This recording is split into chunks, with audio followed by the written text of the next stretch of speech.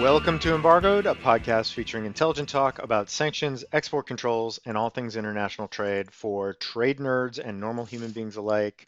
I am one of your hosts, Brian Fleming. I am here, as always, with my friend, colleague, and co-host on the other side of the looking glass, post-inauguration, Mr. Tim O'Toole.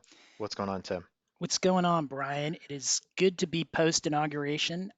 All of the National Guard troops appear to have been removed from Capitol Hill, so we're getting a little bit back to normal. My dogs miss them, but I'm not sure much else in the neighborhood does. I was going to say they might be the only ones. Right. Welcome to Embargoed. We are very happy to be here, very happy that the United States is still a going concern. We're very happy, as Tim said, that the Capitol, things are a bit calmer on the Capitol than they were the last time we recorded. Thank you again for joining us here in late January, several days removed from the inauguration of President Biden. And not surprisingly, I think that is going to be our focus today. Um, Last time we obviously spent a few minutes reflecting on what had happened at the Capitol with the riots in early January. There has been, I think it's fair to say, there was a frantic amount of activity that occurred in the last 2 weeks of the Trump administration pre-transition. So that is what we're going to focus on today, is taking stock of many of those actions and trying to make sense of it and figure out what was symbolic, what is real, what may stay, what may go, broader impacts, etc. So that's going to be our focus today. Let me just dispense with all the normal introductory notes. So we're not giving legal advice. We're not discussing any confidential information. All opinions are mine and Tim's, so if you don't like what we're saying, blame us, don't blame anyone else. And as always, if you're a fan of the pod, please subscribe. You can catch us anywhere: Apple, Spotify, Google, Stitcher, Overcast, YouTube. Please give us a rating if you're a fan, 5-star rating, hopefully. And spread the word. 2021 embargoed, back for year two. And again, it is a new day in many ways, and we, I think, are relieved, as many are, for that. So that is really what we're going to focus on today. So we have a lot to cover. We're going to do this. We're going to do this lightning round style, essentially, because I think many of these topics we're going to come back to at some point. Many of them are, I wouldn't say they're more than gestures. They are actions that were taken, but it's unclear sort of what the legal or policy implications of these are long term. So we're gonna comment on them a bit and then sort of move on. Lots to cover. So the roadmap here is as follows. We are, as I said, gonna kind of run through a catalog of what just happened over the last couple of weeks, which was a lot. And I think even more so, I lived through the Obama to Trump transition when I was still in government. And there was a lot happening in December, January of 2016 into 2017. But I think nothing compared to what we just saw the last several weeks. And as a theme that Tim and I have been discussing pretty regularly over the last few months is the idea that the outgoing administration was going to try to tie the hands of the incoming administration with respect to critical policy issues. And I think that is exactly what we saw, lots of attempts to do that. And so that's a lot of what we're going to talk about in the next hour or so. So the roadmap is, and I won't get into too much detail because we're covering a lot of topics, but we're going to start with Cuba, not starting with China. Then we will hit a couple of China topics. We'll swing through Iran and Russia. We're going to go take a look at Yemen. We don't talk about Yemen very often, but some pretty consequential stuff just happened with respect to Yemen in the past couple of weeks. And then we're going to wrap up with some more China and then a couple of sort of more generally applicable actions that were taken. And so before we get started, Tim, any thoughts before we kick off here and run through our lightning round recap of the final frantic couple of weeks of the Trump administration? So I'm feeling optimistic. And You the, you the are a pretty national. optimistic guy by I, nature, I would say. I So am, but I'm particularly optimistic now, in part because this agenda that you just laid out has lots of different parts to it, and they're not all China. And I do think that in the coming years we're going to see sanctions used as a much more um, a much more discrete tool to go after particular issues and not just kind of a hammer with every problem being the nail, particularly when it comes to China. I think we'll probably see much more nuance when it comes to China in the coming years, and much more use of sanctions outside of China with respect to particular issues. And so I'm glad that we're expanding the map this time, and I think that that's probably a sign of things to come. I also did want to circle back to the National Guard. We were very happy that they provided the protection that they did, but very sad that they had to be here to do that, because it really was a strange time in U.S. history, and I hope we don't see it again. agreed, indeed. So with that, we will pause for our favorite sound effect, and we will kick off our lightning round recap episode of the, again, frantic final weeks of the Trump administration. So two quick introductory notes here before we get into substance. So number one, there's a lot we're leaving out. There was too much that happened in the last few weeks. We're not going to cover everything. This would be like a 4-hour show if we tried to do that. So there's many things we're leaving out. There were many designations. There were entity list additions. There were all kinds of things happening at sort of a more granular level that we're not going to cover. New rules. We're going to touch on one or two, but not a ton of them. So most of these are sort of bigger picture, bigger swings, so to speak, that were taken here sort of at the end of the administration. We're trying to decipher what this all means and think with a, looking forward what this will all mean. The second thing is on inauguration day, as is custom when there is a change in power in the White House, there was what's known as a regulatory freeze memorandum that was issued by the White House, by the chief of staff of the White House, and the president's chief of staff, and that essentially says to all executive branch agencies, put your pencils down. It's a little more particular than that. It's talking about rules that are about to be published in the Federal Register that might have just been published, that have not yet had a full effective date come and go. It basically, this is very broad strokes, but it basically says, hey, everybody should pause and consider um, before anything is further implemented. And in particular, you should pause if you don't have a presidentially appointed agency head or department head in place yet. And so the cabinet is starting to be filled out. I believe Janet Yellen's probably going to be confirmed today. I think Tony Blinken at the State Department is probably going to be confirmed this week. There are more coming, so that will be coming soon. But for now, we're in a bit of a limbo period, so there is a lot of gray area here, and not everything we're talking about falls within the memo. But just keep that in mind for context. That some of these things potentially are impacted, at least indirectly, if not directly. And then more broadly, this is a true period of transition where I think everything is up for reevaluation. So that is So that is much stuff happening. I mean, it was really hard to keep up just by yeah, email with all the stuff coming in, much less actually pay attention to it. So yeah. I It don't was envy the new administration. They're going to right. have a lot on their plate to review It just from the last few weeks. it was an avalanche of stuff to go through. So without further ado, let's get right to it, and we're gonna try to whip through these pretty efficiently. So number one, let's start with Cuba. So on January 12th, the State Department Secretary, outgoing, now former Secretary Pompeo, announced that Cuba was being added once again to the state sponsors of terror list. This is something that the Obama administration had undone. They had delisted Cuba it was now 5 years ago. I think it was 2015 when that happened, in an attempt to normalize relations with Cuba. And obviously, we've discussed a great deal, all of the efforts that were made by the Trump administration to essentially unwind all of the relaxation of Cuba sanctions and other Cuba-related measures that the Obama administration took. So this happened again with barely a week left in the administration. Many obviously, I think, see this as so. It's interesting because I think as we've said, there's always going to be people in the U.S. and in particular, especially on the Republican side of the aisle and the Cuban expat community, who are going to applaud sort of any harsh measures that are directed toward Cuba, but I think there are many who saw this as a bit of a cynical ploy by the State Department to, again, tie the hands of the incoming administration. The justification itself of why they were being re-added to the list was, quite frankly, pretty thin when it comes to how they were actually, supporting how the state of Cuba is supporting terrorism.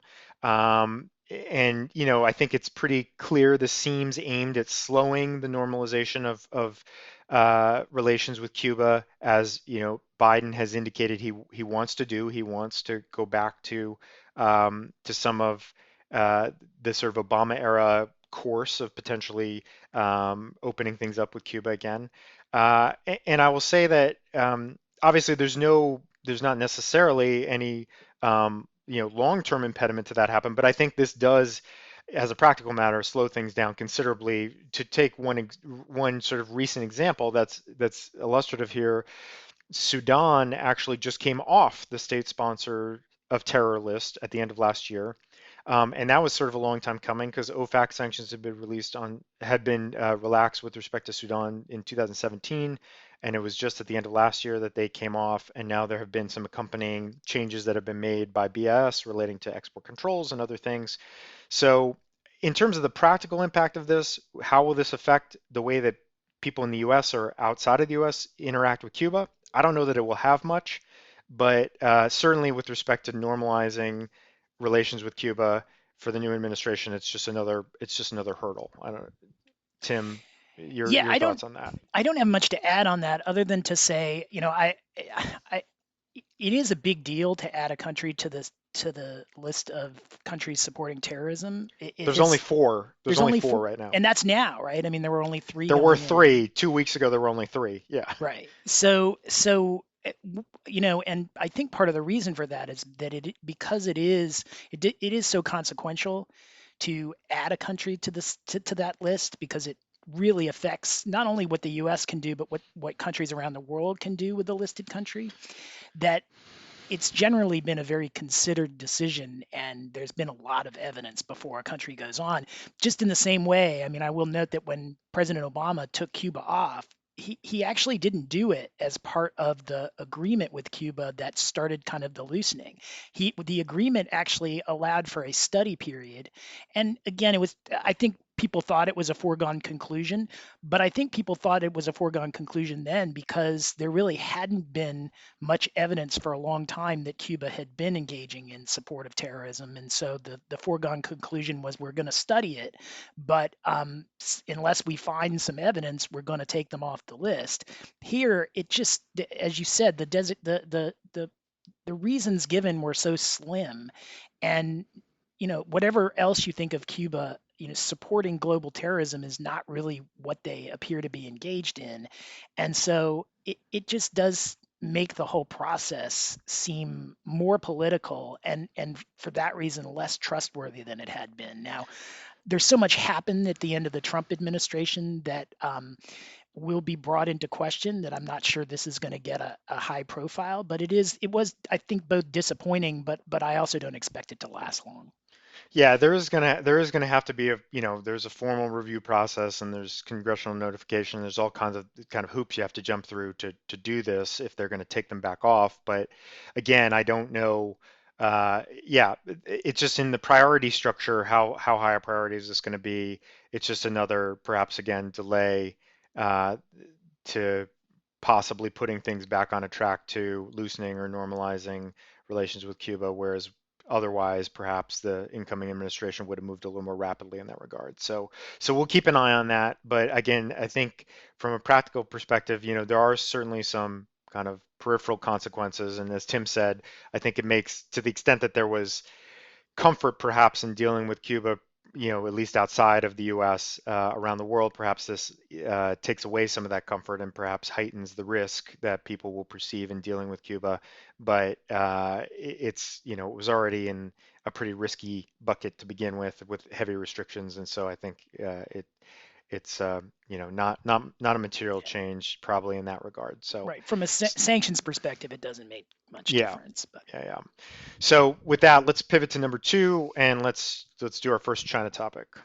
so the first China topic is the pronouncement from the outgoing Trump administration that China is committing genocide with respect to the Uyghurs in Xinjiang province.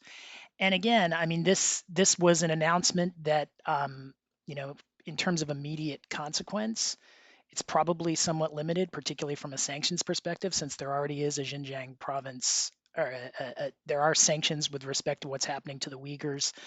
There's an entire program. There's also the global Magnitsky sanctions, and that have been used to deal with what's happening in Xinjiang province. So from a sanctions perspective, probably not a huge change, but it was a final poke in the eye to China on the way out. Certainly is not going to help the Biden administration in terms of improving relations. This is one that I don't think that on either side of the aisle there's a lot of controversy with respect to the view that what China is doing with respect to the Uyghurs is appalling and potentially genocide. Um, but this is an example of why they call it diplomacy, and why when you speak carefully and try not to offend people, that is called diplomacy. That it is, China is a big country. They're a very powerful country, and labeling something genocide has consequences in the international proceedings. It has consequences from a human rights and a respect standpoint. And China is, whatever it's doing in Xinjiang is unlikely to be changed by this, but its behavior towards the United States is not likely to get better based on this announcement. And so, you know, obviously, I'm not in favor of holding back and hiding when genocide is happening and being scared to call it genocide, but you also want to try and make sure that if you're going to do that, that you will get some good consequences from it. And it's not clear to me what those consequences are going to be. Yeah, I think just a couple of quick follow-on points on that. I think this is just clearly, and there's going to be a common theme when everything we talk about with China. This is just clearly was clearly a move to just antagonize China and to, I mean, this is about as provocative a public pronouncement as the United States government could make with respect to China. And it is not, as Tim said, it's not inconsistent with the views of President Biden or incoming Secretary of State Blinken, who are both on the record as having essentially agreed with this assessment. And if anything, it's again, it seems a bit cynical in part because, if John Bolton's memoir is to be believed, President Trump was telling Xi Jinping that it was what they were doing with the Uyghurs was exactly correct, and that it was a good job, and it's exactly what I would do. And now here on the, literally on the final day, there's, 180-degree about face and a condemnation of the harshest sort. And so that I think is that I think is not lost on on the Chinese and on many others here. So, but I think to Tim's point, one final thought that I would have here is that the statement that the secretary released sort of called on China to immediately release all prisoners in Xinjiang province, ethnic minorities, religious minorities, etc. That's obviously not going to happen. But what is also being signaled there, I think, and perhaps what the new administration could actually leverage and take to their advantage is the idea that maybe this, along with some of the other things we're going to talk about, is a first step toward actually building some multilateral international pressure on China to perhaps get some kind of change in behavior. Because I think with, to date, understandably, just about everybody other than the US has been just totally silent with respect to what's happening in Xinjiang, what's happening in Hong Kong, what's happening in other sort of uh, facets of, Chinese society right now with crackdowns and other, potential human rights and anti-democratic practices. And this, I think, it was sort of styled as it was to try to attract perhaps more get some people on board to sort of push this cause. And I mean, there was, again, in the statement, they're equating this to Nazi concentration camps and some of the darkest stuff that's ever happened in modern history, and that's no accident. And whether you sort of approve of that language or think it's sort of accurate or not, I think that's I think what certainly what they were going for. And again, initial indications are that the incoming administration's not necessarily going to back away from that. I don't know that they will perhaps play it up in the same way to poke China in the eye so vehemently, so vigorously, but I think it will be something that they will perhaps keep in their back pocket and maybe actually be able to use for some positive effect. Yeah, I mean, we'll see what happens. I will kind of just note in passing that the idea that the Trump administration's one of their last acts was to protect Muslim minorities from discrimination seems a little bit out of character with the way that the Trump administration came into office, and so I think that that's probably part of the reason that they have not. This has not been viewed as an action um, that is really directed towards concern for human rights violations against Muslims, but more concerned for um, poking China in the eye on the way out. But we'll see. Again, that doesn't mean that there wasn't some merit Right. to what they were saying. The messenger was a little bit odd. Right. Just because you question the motives of the messenger doesn't necessarily water down the truth of the message. But and to pivot to our next topic, I think the same would apply here, which is number three. We're going to talk about Hong Kong. So in a very odd coincidence, on the same day that the Capitol riots broke out again, as has been widely reported, alleged, and now being considered by the United States Senate, incited by President Trump himself, there were widespread arrests in Hong Kong of politicians and Democratic uh, protesters and sort of this sort of Hong Kong resistance element. And so there was. This is very much in line with what we've seen already now under the national security law there, and what people sort of feared would be coming when China passed the national security law last year. And there were a smattering of designations that came out a few days after this under EO 13936, which was, of course, put out when we discussed at length a few months ago, targeting these anti-democratic, repressive practices in Hong Kong. There was a joint statement made, again, to talk about multilateralism. There was a joint statement made between the US, Canada, Australia, and the UK, sort of condemning what the authorities were doing in Hong Kong with respect to these re- sort of opposition politicians and democratic protesters and leaders. And so I think the only comment here really is, again, given now that we have an administration that is, again, in much the same way that just with the Uyghurs, we have an administration coming in that I think is going to, by all accounts and by all indications, going to take sort of human rights sort of seriously for its own worth, and not necessarily as a convenient kind of policy chip or bargaining chip. Are we going to see more aggressive tactics with respect to Hong Kong, or we're going to see different tactics with respect to Hong Kong and the sanctions and authorities that are already there?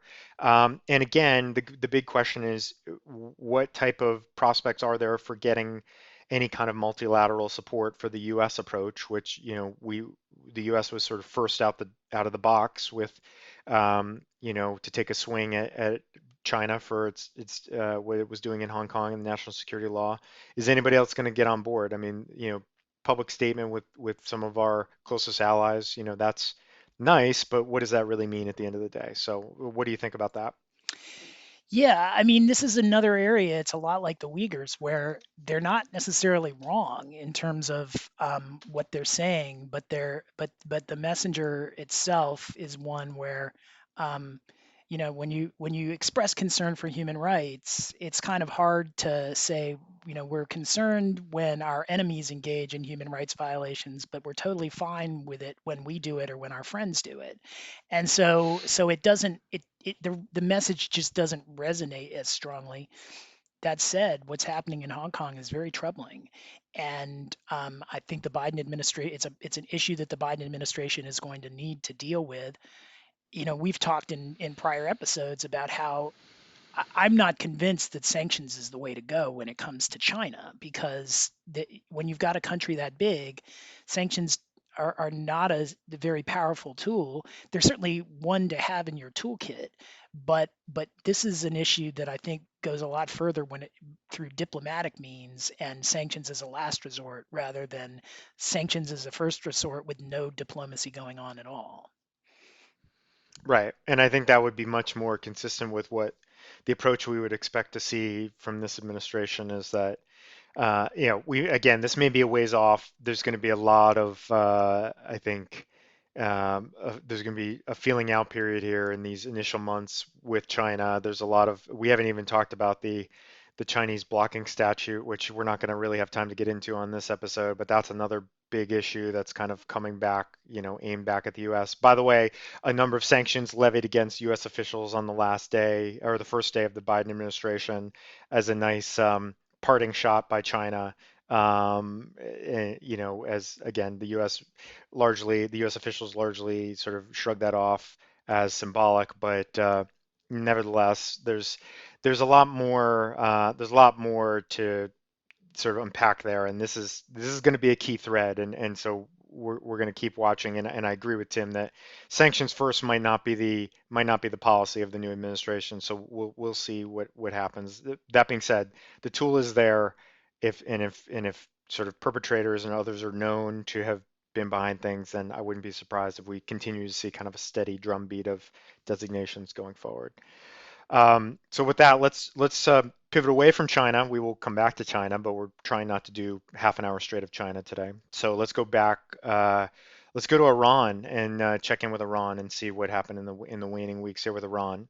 I mean, it seems like every 20 minutes you'd get another email from OFAC sanctioning somebody else in Iran. I mean, I think they were down to the to the very bitter end looking for unsanctioned entities in Iran that they could add to the sanctions list. And it just this one, unlike some of the other actions where, with respect to the Uyghurs and with respect to Hong Kong, there is some there in terms of the underlying foreign policy dispute. And certainly there is some there with respect to the general foreign policy positions of the US and Iran being relatively antagonistic. So I'm not saying, there's nothing about what the Iranian government is doing that would warrant sanctions. But what I am saying is these don't seem motivated by any new behavior by Iran or by any kind of, classic sanctions policy at all. These new designations look even more than the others, like an attempt to build up as many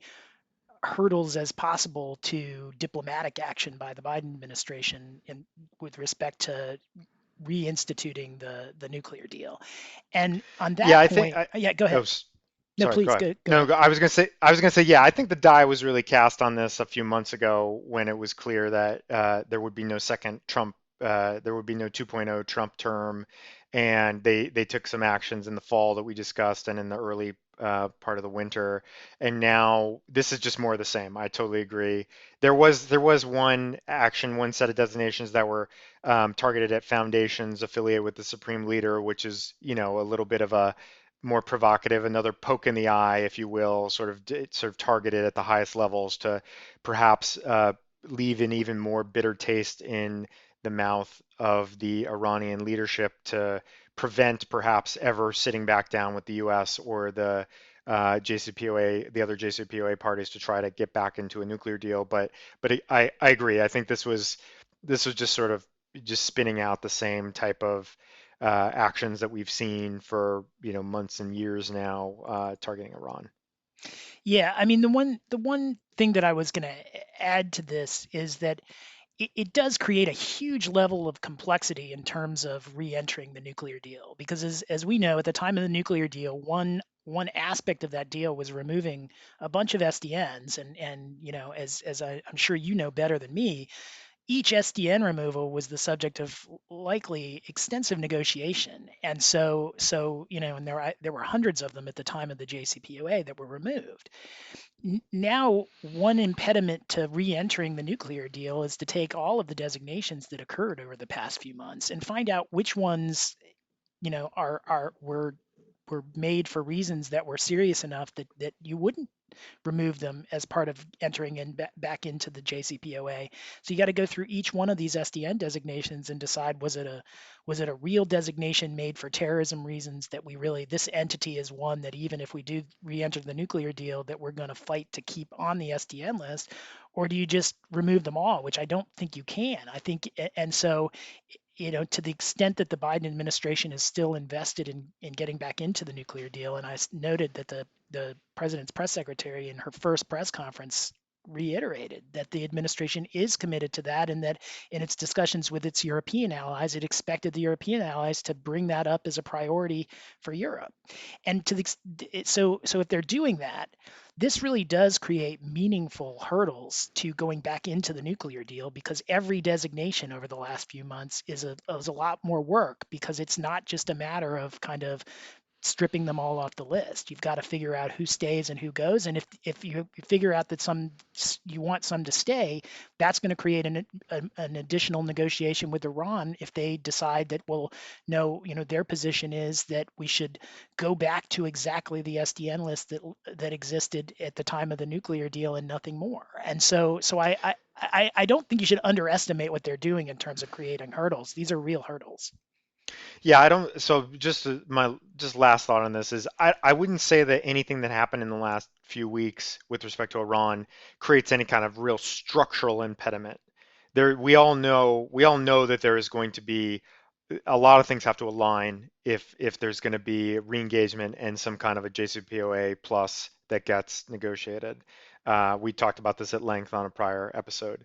I agree with you though completely that this is just sort of lengthening perhaps it's heightening the difficulty, lengthening the time period that would likely be necessary or to be able to work out all of the details that you would need to work out in order to even have a framework of some kind of a deal, in place. And so, to the extent that they have made it harder, the outgoing administration has made it harder. I think they probably have. Have they made it impossible? I don't think they have. And again, if the Biden administration is signaling very clearly that to European partners and to Iran itself, quite frankly, that it does want to re-engage, then I think that is certainly on the table. It may take some time, but I think that is certainly on the table still. Yeah, it is going to be and time is of the essence, because there's an election coming up in Iran in only a few months now at this point. And if there's going to be a new JCPOA, it's likely going to have to happen in advance of that election. Yeah, which seems hard to imagine that that's going Yeah. to happen in the next 6 months. So anyway, let's pivot away from Iran. Let's go back to one of our favorite topics, which we have been, I think, in some ways eagerly awaiting talking about more, because it's one that we spend a lot of time thinking about and have spent a lot of time thinking about and talking about the last few years, which is Russia. And so uh, I want to. So for those who are not following this, which I presume most are, there was a pretty significant event that has now happened just recently, which is the Russian opposition leader Alexei Navalny returned to Russia after, recall, we discussed this last year when he was poisoned, and there was some talk of sanctions targeting Putin and others around the poisoning and presumed role that the Russian leadership played in that. And he returned to Russia and was promptly imprisoned, and has now set off a wave of protests across the country. He's been encouraging his supporters to take to the streets and protest. There were violent crackdowns on those protests this past weekend, not surprisingly. And so it's unclear sort of how that's all going to play out, whether or not this is going to have any lasting impact. But it seems now more than even at the time he was poisoned, it seems certainly in the EU, there is more outrage about what is going on and more, it seems, willingness at least being discussed again within EU Parliament. I've seen news reports from a variety of EU countries suggesting that top leadership is in favor of sanctioning Putin and others responsible for Navalny's imprisonment. And I think also importantly, there's some revived talk perhaps of taking some stand or some final steps to try to prevent Nord Stream 2 from being completed as a result as well, because as we've said in the past, this is an area and a topic that where there's just a lot of diverging thought on this between the US and its allies, especially Germany. But it seems from what's being reported, at least, that there might now be more willingness to try to use that as a stick here and try to stop the final phase of Nord Stream 2 from proceeding. I should also add that, uh, as we have been saying, we fully anticipate, and all indications, with public statements are that the new administration, if there's going to be anyone that they are going to go after more harshly with sanctions, it's Russia. And we already saw at the very end of the prior administration, the very last day, we saw the I think it was the very first sanctions under Section 232 of COTSA targeting one Russian entity and a vessel related to Nord Stream 2 activities and pipeline activities. And then we know big issues for the incoming administration: Russian election interference in the most recent election. We're not talking about 2016, we're talking about last year, and the massive cyber intrusion of solar winds that resulted in state and local governments, state and federal government agencies all over the place being infiltrated and it has now been attributed to Russia. And so presumably there is more coming on that, and with the various sanctions tools available, the cyber EO, the election interference EO, other things, those will be sanctions related. And I would not be surprised if those are some of the first things we see from this administration in terms of kind of bold sanctions action. So a lot going on there. A few kind of final salvos from the old regime, and then it sort of, I think, tease things up for the new administration to really tack hard toward Russia. So what are your thoughts on that? I predict that in 2021, we will talk about Russia on this podcast more than we talk about China. And Wow, bold, it's very bold. bold, but the reason the stars are aligned, and what I mean by that is, on the one hand, you do have Russia is kind of a more compelling target for sanctions than China is, because the economy is smaller and there are various pressure points that you can put on it that exist that China doesn't really have, because its economy is so much bigger and so much less connected to the West than Russia is. Second, I think you're going to have a lot more multilateral consensus about trying to stop Russian aggression. One area where there's not consensus is the Nord Stream pipeline, but even there, you have large consensus, except for Germany. And at least when Navalny was poisoned originally, Germany was even talking about sanctions and not finishing the Nord Stream pipeline. So I think there's going to be a lot of consensus from a multinational perspective as to new sanctions for China or for Russia, and based on all of those actions that you talked about, not just the human rights issues with respect to Navalny, but the fact that we had the biggest cyber attack in U.S. history at the U.S. government, and that it was attributed to Russia, and that is like a page 4 story at this point, tells you how much craziness was going on in the past few weeks. But it will come Y- back. Yeah, That unlike a lot of these issues, I thought the attack on the Capitol was a real big issue that will live beyond 2021. But I think the cyber attack is as well, and the election interference is as well, and those are that sort of behavior is exactly the type of conduct that sanctions were designed to go after. So I think Russia sanctions, multilateral, and even bipartisan. I mean, that's the other thing about Russia, is that the Trump administration was kind of an island unto itself when it came to Russia, where it really, for whatever reason, didn't seem to want to go after Russia aggressively with sanctions. But the Republican Party and most of the Republican Senate felt very differently, which is why we have CATSA. And the Democrats, if anything, are even more Russia hawks than the Republicans on these issues. So I just think from a from a partisan perspective, from an international perspective, and just from a pure conduct and the efficacy of sanctions perspective, Russia is a much better target and a much more likely target for the next year. Yeah, I totally agree on the cyber intrusion. I mean, that is the full scope and scale and damage on that is just barely beginning to be understood right now. And so there's going to be a lot more on that in the coming months. And I agree completely that we're going to hear, I think there's going to be a lot more Russia in the news this year under this administration. So yeah, we'll turn back in December to see if you're right that we did more Russia versus China this year, but that may or may not be true. I'm still skeptical. I think there's still going to be a lot of China, but yeah, I think it's a fair I think it's a fair prognostication. We shall see. So with that, let's turn to a country where I'm fairly confident will not be the number one topic on embargo this year, which is Yemen. So, but we do have a pretty notable development in Yemen that we do want to cover. I think we have consensus that Yemen will not be Well, the lead story on embargoed in no, 2021, but I don't it think it is will a be. story Yeah. now. And again, this was more um, of the Trump administration on its way out doing things to kind of placate friends and antagonize enemies. And the Houthis are viewed as a one side of the civil war in Yemen, but also as the Iran proxy side. And so I think part of the Yemen designation of the Houthis, which is one side of what is in essence, at least in part of Yemen, the functional government, is you need to understand that to understand where these sanctions are coming from. The administration on the way out put the Houthis onto the foreign terrorist organization list, and specifically, it was a Houthi group called Ansarallah, which is the name of the group that was designated.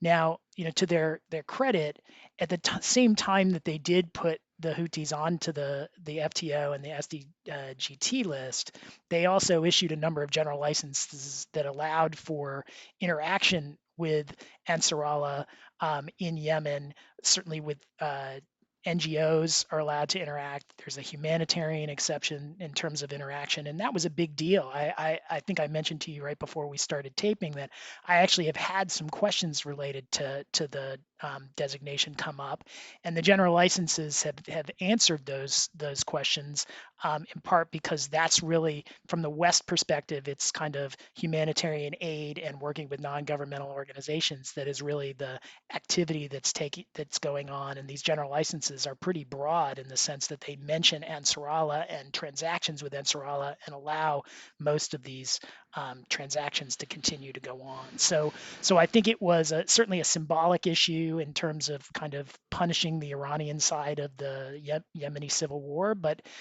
to OFAC's credit, that they did, at least on the surface, seem to exempt out most of the transactions, that the humanitarian transactions that had been taking place, both before and after the designation. Yeah, I do think you're exactly right that mostly this is I mean sadly this is a lot about Iran and not as much about Yemen and the population of Yemen who's suffering through the civil war there. Couple quick things to note. One is incoming Secretary of State Blinken has already said, I think said during his confirmation hearing, yeah, we're gonna review this. We're gonna review this. This will be a priority to review this, and the implication is that this is probably going to be undone. Again, this there will be hoops to jump through. It won't happen overnight, but this will, in all likelihood, be undone. And the clear message is that this just seems, from the incoming administration or the current administration's perspective, just to be very counterproductive. And again, just kind of a needlessly antagonistic move, in particular, not just for the humanitarian aspect of this, which Tim already covered, but to the extent that there was a hope to perhaps broker peace talks or figure out a way to bring the conflict to an end in Yemen, this just makes it that much more difficult. And so if these labels designations were to be removed, that might pave the path toward actually being able to broker some kind of a peace in Yemen and without sort of reassessing this move, it'll just be that much more difficult. So again, this is about as clear a clear an example of let's tie the hands and make it more difficult for the incoming for the new guys to do what they want to do here. And I think there's also been related to that also is the fact that it's been made very clear from the new administration that they are no longer going to be pledging support to the Saudi efforts to try to sort of intervene in the conflict, and they're going to sort of walk away from that prior position. And so again, I think diplomacy is the way forward here. It seems that's clearly I think what the U.S. current U.S. administration wants, but and now it's just a couple of additional hurdles and likely additional time to sort of undo what just happened literally on just hours before the Trump administration was leaving town. And just to be clear about this, because it's kind of been a theme so far of this episode, it's not unusual for an administration to try and lock in some of its policies on the way out. What I view as unusual, at least in the sanctions context, is kind of all of these actions that don't seem designed to lock in particular policies, but just seem designed to make life more difficult for the incoming administration. And so like they don't seem to have a particular purpose other than complexity. I will carve out the nuclear deal from that because I do think that the administration had a policy that they didn't want the nuclear deal. And so throwing up barriers to getting out of the nuclear deal, I don't think is unique to the Trump administration. But some of these actions, and particularly this one, just seem to accomplish nothing other than to just create more items on the to-do list for the Biden administration to undo. Right, or to just sort of plainly try to antagonize certain, adversaries, foreign adversaries, or to curry favor with perhaps, certain countries. So yeah, Tim is right. This is not completely unprecedented. This always happens to some degree at the end of it, when there's a party change in the White House. But I think the degree to which we saw it, and also as reported, it seems much of this was happening without the president's actual involvement. It was the Secretary of State who was mostly making these decisions. It seems somewhat unilaterally, or perhaps after having a bit of a power struggle at the cabinet level on some of these decisions. And these are things that had been kind of simmering for a long time, and that in the last couple of weeks, it just seems. And again, this is as has been reported in multiple media outlets. He just made some decisions about things he was going to do, and just went ahead and did them. So that is certainly a little unusual. But in any event, so let's move forward. Now we're going to tack back to China. We're going to take it home with China. We have three topics left. The next one is we're back to communist Chinese military companies and the executive order targeting publicly traded securities. So this is one we've obviously talked about quite a bit already. So since our last episode was recorded, there was an amended executive order that attempted to clear up a couple of aspects of the original executive order, and they mostly were targeting the divestment rules and also the scope of what constitutes a transaction, as well as a few other things. What has become very clear now, based on that action, related FAQs that have been issued, and questions that we have gotten from clients and discussions that we have been part of with across the broader trade nerd community, is that this one really is a head scratcher. I think we maybe underestimated at first how difficult in practice this might be to abide by, and I think that there remain some very, very serious questions about what happens during the divestment window, which the current divestment window for any CCMCs that were on the list kind of originally is November of this year, and then it's 365 days after placement on the list. This whole, for those who aren't tracking, and we talked about this a little bit last time, this idea of close matches and having to deal with close matches and what that means, because there seems to be some conflicting guidance as to how you treat close matches to companies that are on the CCMC list, and that is really creating a lot of confusion. Not surprisingly, there's really nothing quite like that in the OFAC world. Now, in other screening contexts, obviously, you have to deal with that, obviously, but this is really creating a lot of confusion. What happens with non-US subs? What happens with US people who are working for non-US companies? What happens with other kinds of investments, options contracts and futures contracts and things like that that don't seem to be squarely addressed by the guidance and the text of the EO. So I think the only thing I really want to say here, and the only question I really want to pose to you is, I think we had presumed to date this is sort of a framework and a executive order that the incoming administration would probably keep. They might modify, but they would probably keep. What do we think now? Do we think now that there's maybe, given that there, I don't want to say some cracks showing, but there's obviously, I think this is not sort of being rolled out or implemented t- sort of terrifically smooth manner, in part because this is a very unorthodox program. It is something that is not like anything else really in the OFAC portfolio.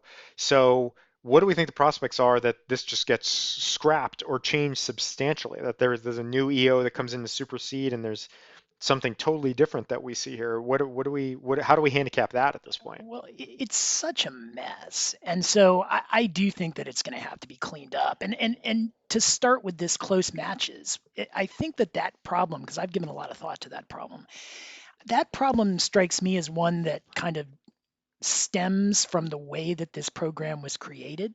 So generally, when there's a treasury program, OFAC creates the list and then enforces the list through rules that we all kind of, at least the sanctions nerds, understand. There's screening software that is designed to catch, listed parties, and there is the 50% rule that people can understand. This program started with a list created by the Department of Defense. And the list at the time it was created had very minimal consequences, certainly no sanctions consequences when the list was created. And so and I think you pointed this out on one of the earlier episodes, Brian, but that list was very imprecise. So it had things like Huawei, which doesn't mean anything as a corporate matter. It just says Huawei on it. From an OFAC perspective, you don't know what to do with that because there is no match if you're dealing with Huawei International Limited at a precise address and you're looking at a list that just says Huawei. There's no match, but it's a close match because you're dealing with a Huawei entity. And so they created a program from a list that OFAC didn't create, and based on that they had to go through and try and figure out a way to essentially modify that list to work for a treasury program. And so I think it started from kind of a stupid place and has led to a lot of confusion. And I think they're going to need to really go back and fix it and really think about this a little bit more carefully than they did when they put this order out. And they may decide that they want to use some form of this program, but I don't think it's going to be kind of this slapped together mix of principles from multiple agencies that aren't usually used to working together. Yeah, I mean the other thing is, no, I think that's right, and they have tried to kind of clarify the list so far, and there were promises of a lot more coming. There have been other um, signals and other sort of pronouncements out there about if what happens with subsidiaries and affiliates, and there was a State Department had a list of affiliated companies that they put out at some point, which created even greater confusion for people, and so. Yeah, I think we have to keep our eye on that. The other thing I would say too, to keep in mind here, is that because of the nature of these restrictions and because of the nature of the global financial system, I mean we have gotten, and I'm sure for most trade nerd counselors, I mean I've gotten questions from all corners of the earth about this because people, if you run across an entity that's a close match or an actual match, and you say, well, wait, I got a question from a client I won't say the country, but in a country where they were asked, it's headquartered in that foreign country, and the question was sort of, are you a U.S. person for purposes of this order? Can we still deal with you if we're clearing trades and doing these other things? And there's a lot that's already been said about that and what U.S. persons can do and can't do, but I think it is just creating such confusion. And I think what we have seen in the past and what we are seeing now is as soon as the players in the financial sector, especially outside the US, get spooked and get worried that they're going to be potentially on the hook for causing a violation or for themselves perhaps getting into some kind of legal or regulatory trouble, then they just try to run as far as they can in the opposite direction. And because the gray area here is so large and kind of poorly defined at this point, I think that's what we're seeing right now. And it's just a lot of confusion and a lot of that. And so for any of you out there who are wrestling with this, trying to understand what it means, don't feel bad if you're confused. Many folks in the U.S. who spend a lot of time thinking about this, not just ourselves, many others are, I think, have their own views, but they have not quite been confirmed, validated, or clarified with OFAC at the moment. So we're hopeful that at some point in the next few months there will be some clarifications if there's not a full kind of reset on this program. But in any event, I think this has just become even more clear in the past few weeks that this is one that needs some help, I think. Along with the International Criminal Court program, this is one where the order is so weird that they're going to have to do something about it. Although this, I think, but for what the Trump administration did, this is not an issue that the Biden administration would have been interested in really wading into, but for the fact that they've got to do something because these programs are so odd and not very well thought out.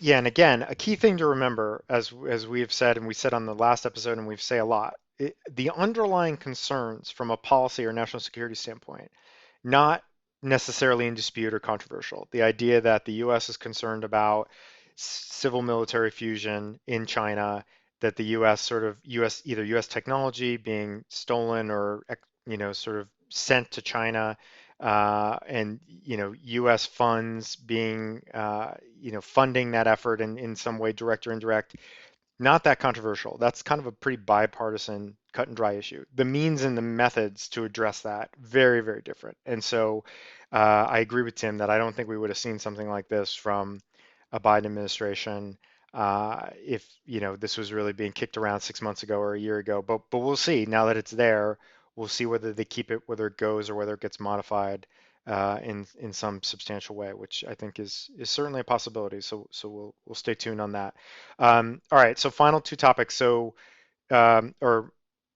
let's turn now back to last fully China topic, which is Taiwan and the South China Sea. And I'll throw it back to Tim for that. So, to continue on our theme, these are two real hot points in terms of diplomatic relations between the U.S. and China. With respect to Taiwan, the U.S. has watched what happened in Hong Kong, and I think there is significant concern that China will try to do the same thing with respect to Taiwan.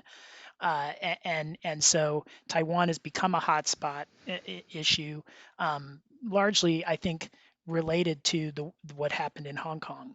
The South, and also related to what's happening in the South China Sea. I mean, China is essentially trying to establish dominance and almost exclusivity over part of the South China Sea.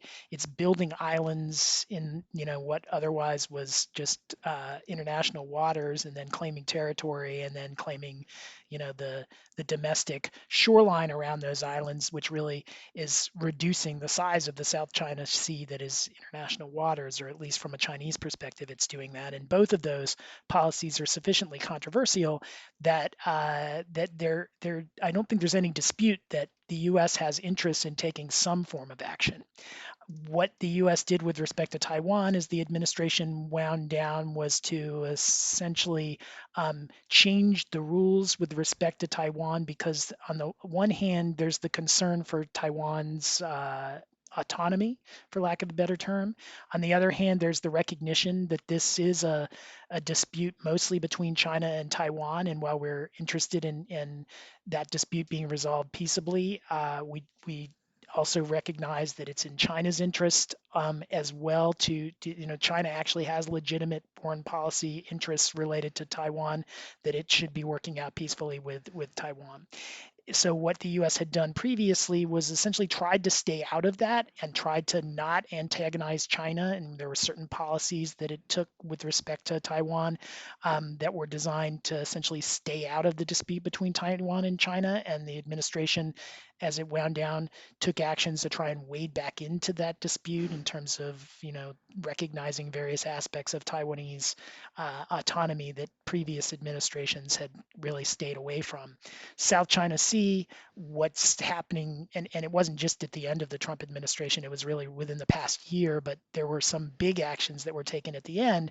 We were making the Commerce Department was making entity list designations of entities that were taking actions in the South China Sea to further Chinese policy to essentially reclaim or claim some of those waters as their own.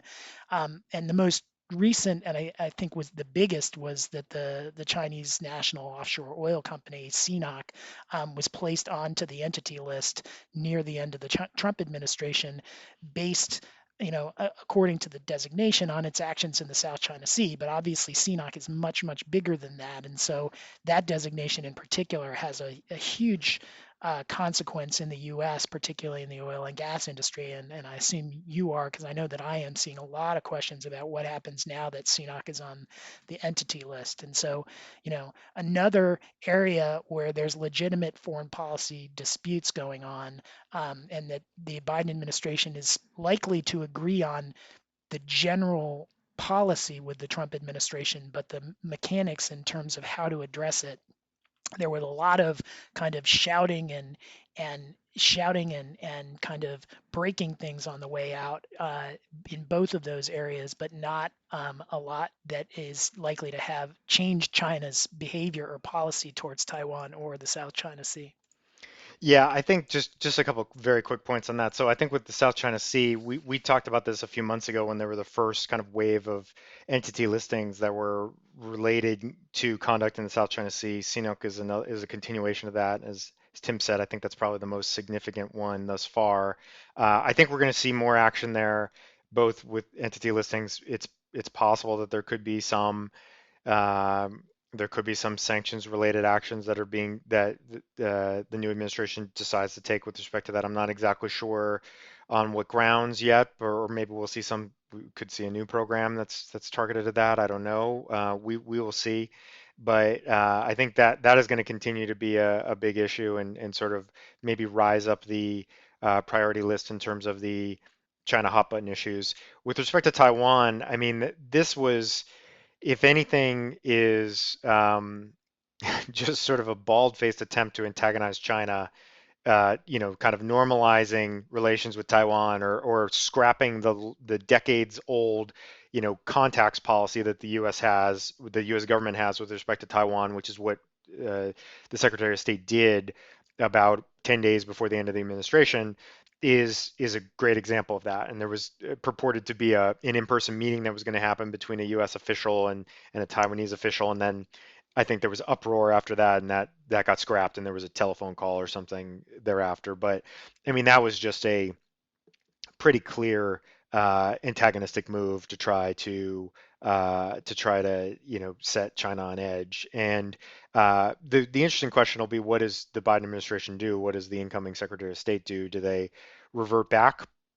Probably not, because I mean, they may actually take this one and sit on it as a piece of leverage and say, if there's going to be some negotiations at some point with China relating to trade or other things, this I'm sure will be a talking point. Will come up in those bilateral talks.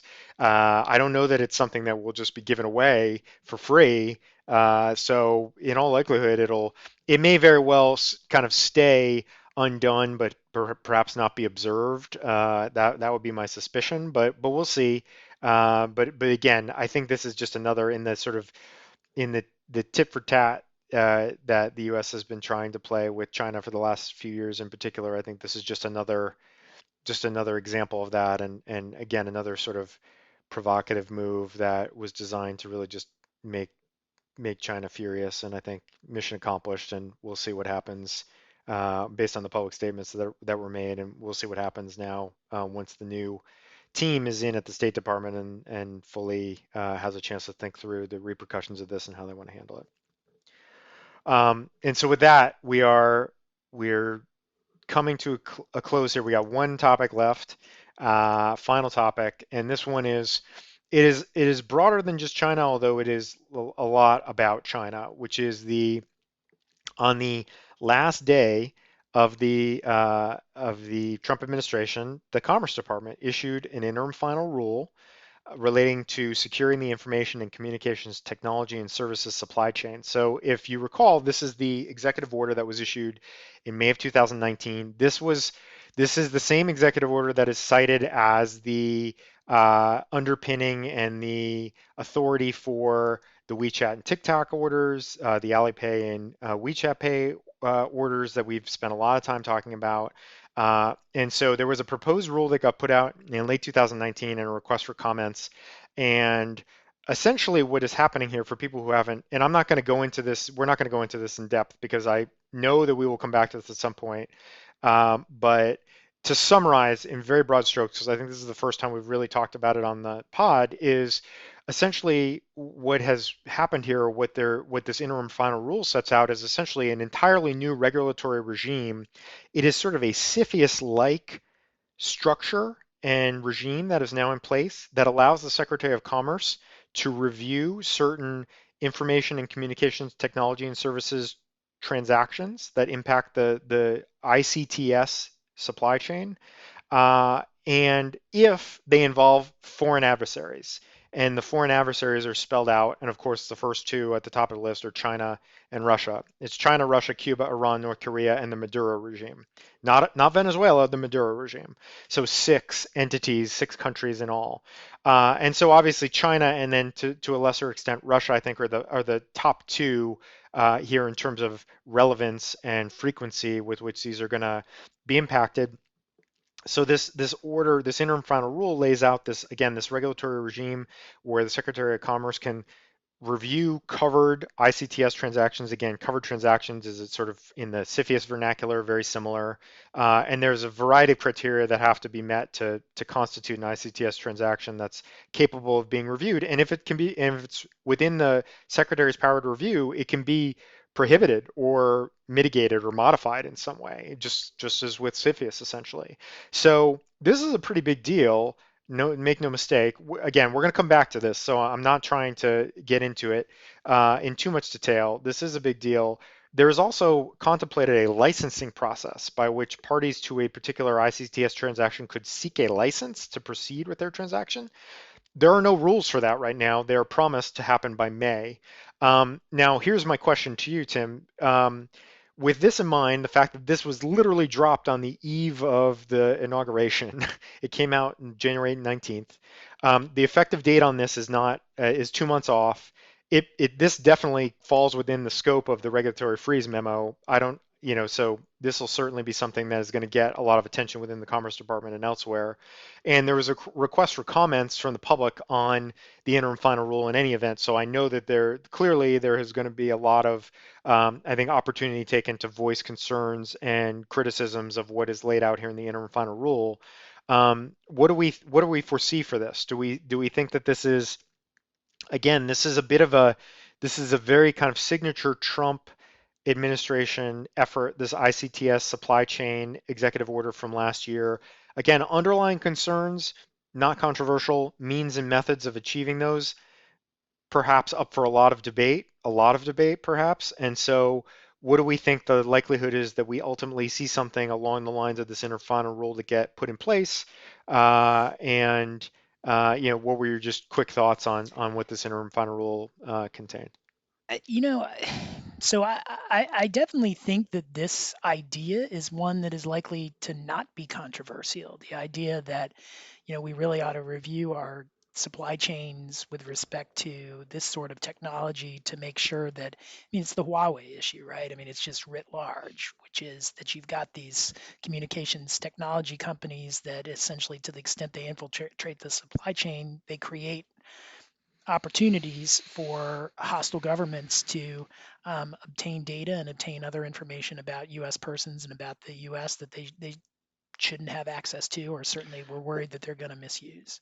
And so, Or to affirmatively sabotage critical U.S. infrastructure, which is the other side of the coin here. right, exactly. Yeah. And so I think it's a real problem. I think that it is a real problem that the U.S. government is concerned about. Whether housing that problem in the Commerce Department with CFIUS-like review powers is the right way to go about it, or whether there are other ways to go about it. I think that's really what the current administration, is going to think about for the next couple of months. I don't have strong feelings on where it comes out, although I do am inherently skeptical of complex ideas and complex policies like this coming out on the last day of an administration. And I assume the new administration will probably have that same amount of skepticism. But in reading through the new program, nothing jumps out at me where I can say that's wrong and that's crazy. It just seems like a very complex program put in without a lot of thought and without a lot of fanfare at the very end of an administration is one that I will, the more I think about it, the more likely I would be, I think, to find problems. Yeah, I think, I mean, look, there clearly was a lot of thought and time put into this, in a certain vein. But yeah, I agree that I think this is one there's probably too much at stake here, and this is too big of a problem to sort of leave to an 11th hour, rulemaking on this. And so I do think this is one that's going to get a very serious, fresh look, and where it comes out, I'm not sure. This is a good reminder to any of you out there who haven't looked at this to take a look at that interim final rule on the ICTS supply chain EO, implementation of that. And if you want to make your voice heard, you have until, at least until sort of late March. You have about 2 months, so plenty of time to sort of weigh in if you didn't weigh in the first time around. Now that it's a little more fully formed, so yeah, that's a really interesting one. I'm sure it's one we will be talking about again, but it'll probably be a few months before there's really more to report on that one. So okay, with that, we're wrapped. That is a lot of topics in just over an hour. That's pretty good for your intrepid long-winded hosts to cover that much ground in just over an hour. I So would have guessed like uh, 3 hours for 9 topics. I mean, that's pretty disappointing in a way. it's 9 topics with like two or three subparts to each topic. So Exactly. we probably Exactly. covered about 20 different things. So Yep. again, there was a lot we left out. If anybody out there is listening and is interested in anything else from the last few weeks that we didn't cover, please shoot us an email, or hit us up on Twitter or LinkedIn, where we're always posting about our new episodes when they go up. Happy to try to tackle that the next time. I think we are still hoping to potentially get some guests from other parts of the world to join us in coming episodes to weigh in on kind of what they're expecting and what the impact of the new administration may be, from their perspective, what issues are most heavily weighing on their minds at the moment. I think that will be coming in the next month or so. We may very well be returning to sort of more of a traditional episode, depending on, you know, eh, who knows, because as these things go, if past holds, then something crazy will probably happen in the next like 48 hours, and then 2 weeks from now we'll be fixated on that. But that is our show for today, and we thank everyone for joining us. We hope everybody out there is staying safe. We hope you're wearing a mask now that that is mandated on federal property. We hope everyone is wearing a mask on federal property or otherwise. And until the next time, please stay safe and stay sanctions free. Stay sanctions free, everybody, and looking forward to a very boring 2021. Yeah, we'll keep our fingers crossed. All right, thanks everyone. Bye.